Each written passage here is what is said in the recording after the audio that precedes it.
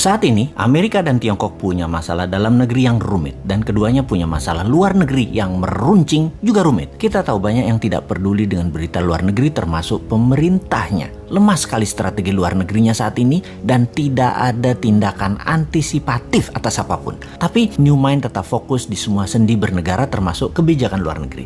Kita bahas dan apa efeknya untuk Indonesia. Adakah ancaman resesi keuangan Amerika yang katanya punya hutang yang jatuh tempo Oktober tahun ini?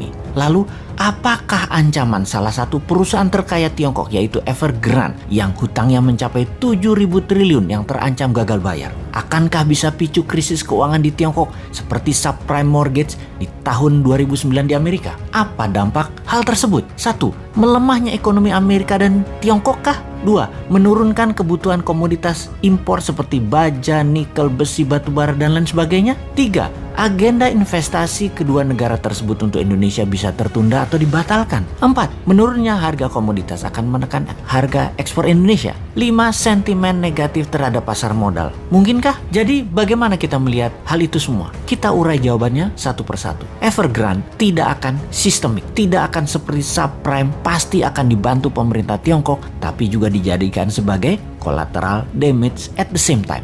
Tesis common prosperity atau sosialisme garis keras akan berlanjut dengan beberapa penyesuaian atas beberapa tesis yang tidak nyambung dengan tujuan jangka panjang Tiongkok. Salah satunya kripto yang sudah mulai dilarang di Tiongkok selain mengambil sebagian kekayaan orang kaya di Tiongkok. Capital flight sudah dan akan terus terjadi dari Tiongkok dan Hong Kong. Beneficiary-nya atau yang diuntungkan justru Singapura dan Malaysia. Ini yang di Asia Tenggara, bukan Indonesia. Di Singapura sudah sulit saat ini untuk cari Rolls Royce dan properti lux karena sudah diborong oleh orang Tiongkok dan orang Hong Kong yang hijrah. Mereka juga sudah banyak yang mendaftar untuk jadi PR atau permanent resident dan warga negara Singapura. Jadi kita detailkan untuk menjawab pertanyaan.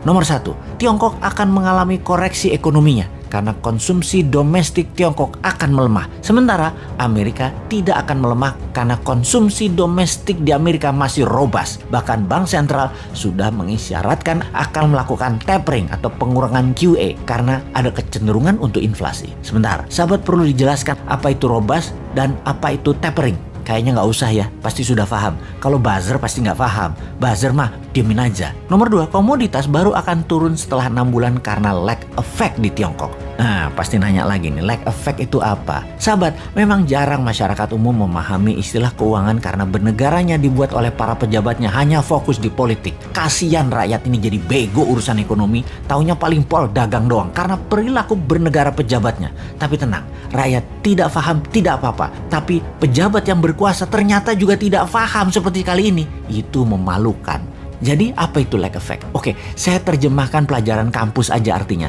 Bahasa Indonesia cari dewe ya. Oke, lag effect is the potential ineffectiveness in fiscal policy due to the time it takes to recognize an issue. Dah, itu aja artinya. Cari sendiri ya artinya. Kita lanjut. Nomor 3, capital flight dari Tiongkok nggak akan ke Indonesia. Amerika dan Tiongkok telah melakukan QE masing-masing sebesar 5 triliun dolar. Amerika 4 triliun, Tiongkok 1 triliun dalam 20 bulan terakhir. Tapi nggak akan ada imbasnya ke Indonesia secara berarti. Pasti pada nanya lagi, QE itu apa? Wes, kali ini Bosman jadi orang belagu dah, sok berilmu. Niatnya cuma satu sih, nantang manusia yang katanya terbaik bidang ekonomi.